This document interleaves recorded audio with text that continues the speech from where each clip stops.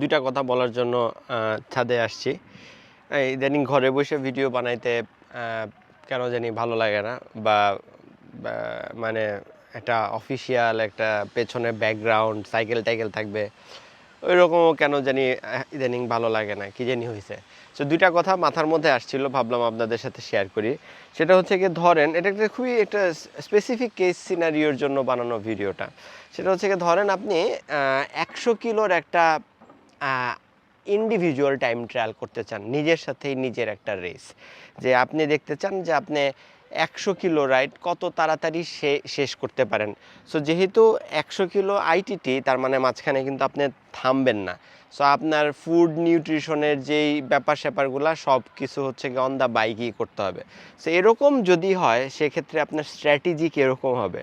So দু একটা video দেখলাম, তারপর আমি আজকে নিজেও ভাইবে দেখলাম যে বিষয়টা আসলে এরকম হইলে ভালো হয়। সো ফুড আর নিউট্রিশনের কথা যদি বলি, যদি আপনি আসলে 100 কিলোর এরকম একটা 100 kilo 160 kilo or anything, let's say 50 kilo, অবশ্য 50 কিলোর জন্য এত প্ল্যান করার দরকার আছে বলে আমি মনে করি না, বাট কারোর জন্য 50 কিলোর জন্য প্ল্যানিংয়ের দরকার আছে। তো সো এই ধরনের যদি আপনি ধরেন একটা 2 ঘন্টা 3 ঘন্টা 4 ঘন্টার একটা সাস্টেইনড এফোর্ট দিতে চান এবং নিজেরে টেস্ট করতে চান, যে আপনি আপনার লড়াইটা কার সাথে, সময়ের সাথে, আপনি দেখতে চান কত তাড়াতাড়ি আপনি 100 কিলো শেষ করতে পারেন, 160 কিলো শেষ করতে পারেন। সো সেই ক্ষেত্রে রুট যেটায় চালাবেন সেইটা তো আপনারা চুজ করতে হবে এমন যেটাতে আপনি ট্রাফিক পাবেন না, যেটাতে আপনি সেফলি চালাইতে পারবেন। বিদেশে যেরকম ট্র্যাক আছে, ধরেন 4 কিলো 5 কিলোর একটা ট্র্যাক, যেখানে কোনো কিচ্ছু চলে না, খালি আপনি চালাইতে পারবেন, এরকম ট্র্যাকে শুধু সাইক্লিস্টরাই চালায়। কিন্তু লাকিলি আনলাকিলি বাংলাদেশে এমন কোনো কিছু নাই। সো সেই ক্ষেত্রে আপনার জন্য ওই যে হাতির ঝিল কিংবা হচ্ছে গিয়ে ঢাকার যদি হন আশেপাশে কোনো একটা লুপ, বা আর আপনারা ফিগার আউট করে নিতে হবে, অথবা highway, Dhaka Tangail highway 50 kilo গিয়া 50 কিলো ব্যাক করবেন। এনিওয়েজ, সো এরকম যদি হয়, রুট আপনি সিলেক্ট করলেন। রুট সিলেক্ট করার পরে যেটা, সেটা হচ্ছে কি আপনার ফুড এবং নিউট্রিশন। ফুডের ব্যাপারটা যেটা সবাই যেটা করে, সেটা হচ্ছে গিয়ে সবচেয়ে ইম্পর্টেন্ট ব্যাপারটায় পরে আসতেছি, যে আপনার পেসিংটা নিয়ে পরে আসতেছি, যেটা আমার মনে হয়েছে যে অনেকের জন্য পাওয়ার মিটার অনেক সময় সুবিধাজনক নাও হইতে পারে। সো পেসিংয়ের ব্যাপারে পরে আসতেছি। সো প্রথম যেটা, সেটা হচ্ছে কি ফুড আর নিউট্রিশন। সো সবাই যেটা করে, রাতের বেলা খুব একটা ভরপেট খাবার খায়। ভরপেট খাবার খায় হচ্ছে কি সকালবেলা রাইড দেওয়ার 2 ঘন্টা আগে আবার ভরপেট নাস্তা করে। সো এতে করে হয়ে যায় কি, কার্ব লোড হয়ে যায়। কিন্তু বাংলাদেশে, ঢাকায় বা বাংলাদেশের রেসপেক্টে সকালে খাওয়ার ব্যাপারটা, সকালে খাইতে গেলে আপনার রাইড শুরু করতে করতে ধরেন আপনি সকালে 6টার সময় পেট ভরে খাইলেন, 8টার সময় রাইড শুরু করলেন, ততক্ষণে রাস্তায় ট্রাফিকের অবস্থা ভয়ঙ্কর বাজে রকমের হয়ে যাবে। সো এইটা একটা প্রবলেম। সো এইটার জন্য আপনার হাইওয়ে চুজ করতে হইতে পারে, কারণ হাইওয়েতে তো হয়তো সকাল 8টা কি সকাল 10টা কি সব রকম সবসময় একই রকম থাকে।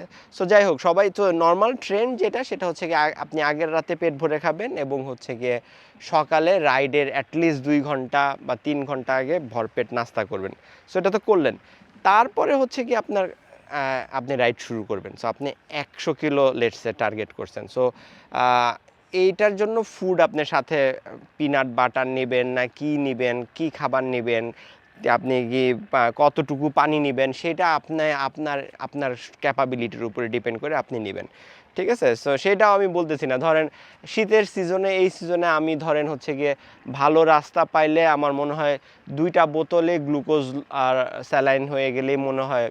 আর যদি আগে খাবার ভরা থাকে, আমার মনে হয় আমি, রাস্তা যদি ভালো থাকে, যে এখানে 30+ ইজিলি মেনটেন করা যায়, 30-32 ইজিলি মেনটেন করা যায়, সেক্ষেত্রে 2টা বোতলেই আমার হয়ে যাওয়ার কথা। But depends man to man, আপনি সাথে করে আর অ্যাডিশনাল খাবারও নিতে পারেন।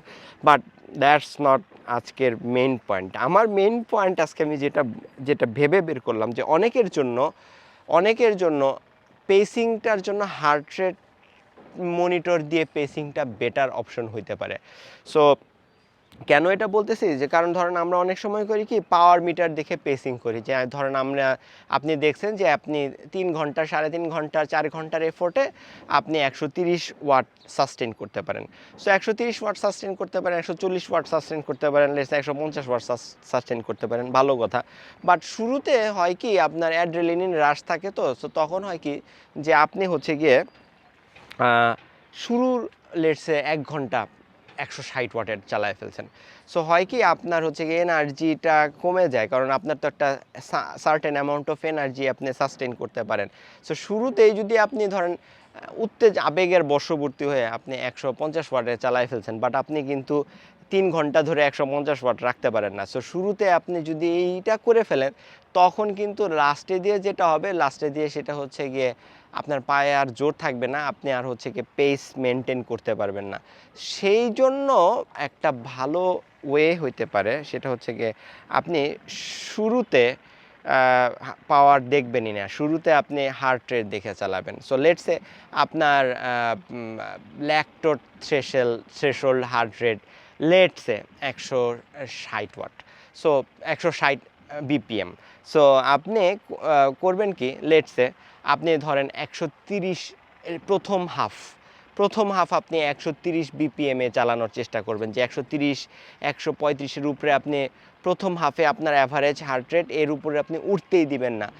আপনার অর্ধেকটা বা 60% যখন কমপ্লিট, তারপরে আপনি যেটা করবেন, যেহেতু আপনি পাওয়ার দেখেনি নাই এবং আপনি যেহেতু হার্ট রেট মেনটেন করছেন, আপনি কিন্তু ডেলিবারেটলি আপনি পাওয়ার যতটুকু দিতে পারতেন সেইটারে আপনি হচ্ছে গিয়ে উইথহেল্ড করে রাখছেন, ধরে রাখছেন, ছাড়েন নাই।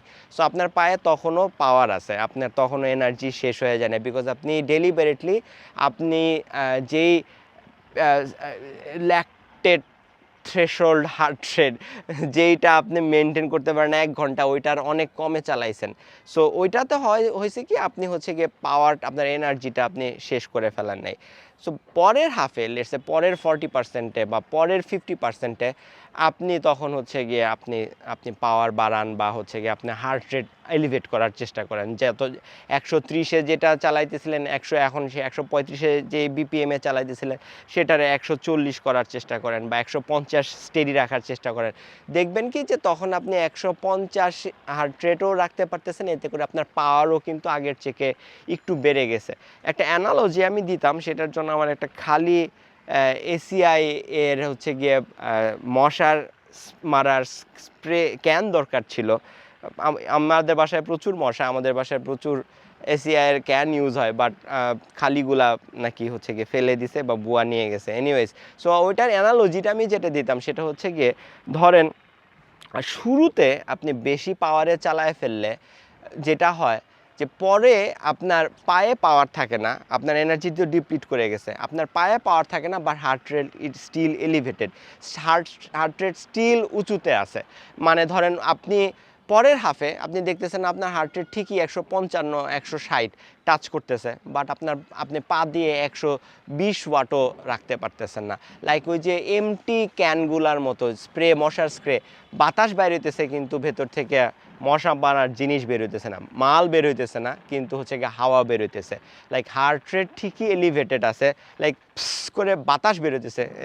এক্সাম্পলটা দিতে পারলে ভালো হইতো, বাট ক্যান হারাই গেছে নাকি, আর বাসায় যেটা আছে ওটার ভেতরে জিনিস আছে, নষ্ট করতে চাই না। So you get the idea, যে আপনি যদি শুরুতেই হচ্ছে গিয়ে পাওয়ার পেসিং করতে গিয়ে বেশি পাওয়ারে চালায় ফেলেন, পরের হাফে গিয়ে আপনি হচ্ছে গিয়ে হার্ট রেট আপনার ঠিকই এলিভেটেড থাকবে, বাট আপনার পায়ে পাওয়ার থাকবে না। সো এটা থেকে অ্যাভয়েড করার একটা ওয়ে হচ্ছে গিয়ে প্রথম হাফ আপনি হচ্ছে গিয়ে হার্ট রেট দেখে চালাবেন, এবং হার্ট রেটটারে কমায় রাখবেন। যেই হার্ট রেট আপনি সাস্টেন করতে পারেন 1 ঘন্টা 150 বিপিএম 160 বিপিএম, আপনি ওইটাতে না চালায় 130 চালানোর চেষ্টা করেন, 30 বিপিএমে। এতে করে আপনি ডেলিবারেটলি পাওয়ারটারেও হচ্ছে গিয়ে করে রাখবেন।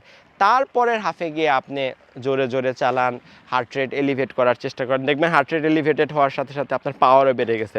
যেটা হয় উল্টাটা হয়, সেটা যদি আপনি শুরুতেই যদি বার্ন আউট হয়ে যান, আপনার হার্ট রেট এলিভেটেড থাকবে, পায়ে জোর থাকবে না। সো এই ঘটনা অনেকবার আমাদের সাথে ঘটছে, আমার সাথে ঘটছে, এবং আমি স্পেশালি শুরুতে পাওয়ার মিটার দেখে চালাইলে আমার পাওয়ার, আমি প্রথম হাফে প্রথম ঘন্টায় দেখা যায় 160 ওয়াট আমার পাওয়ার আছে, 160 165 170 ওয়াট প্রথম ঘন্টায়।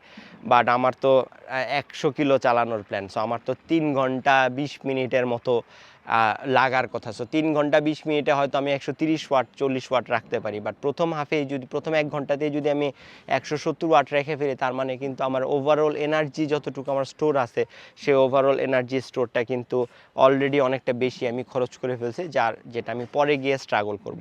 সো এটার জন্য যেইটা মানে আমি ভেবে বের করছি যে এটা করলে মেবি লং রাইডগুলাতে, যেই রাইডগুলা ধরেন এটা যে শুধুমাত্র আইটিটি মানে নিজের টাইমের এগেনস্টে রেস করার জন্যই হইতে হবে এমনও না। অনেক রাইডার আছে যারা হচ্ছে গিয়ে আপনার একা একা চালায় বা হচ্ছে গিয়ে ধরেন যত তাড়াতাড়ি পারে বাসায় ফিরতে চায়, যে 100 কিলো একটা 3.5 ঘন্টার মধ্যে দিয়ে বাসায় ফিরে আসবে, বাসায় যত তাড়াতাড়ি ব্যাক করতে পারে, তাদের জন্য এইটা অ্যাপ্লিকেবল হবে। আপনি শুরুর হাফ হার্ট রেট দেখে চালাবেন, পরের হাফে আপনি হার্ট রেট উঠানোর চেষ্টা করবেন।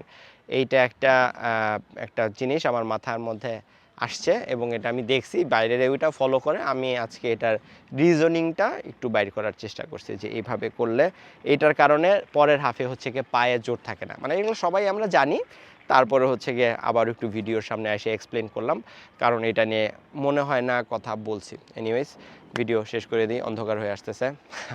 নেক্সট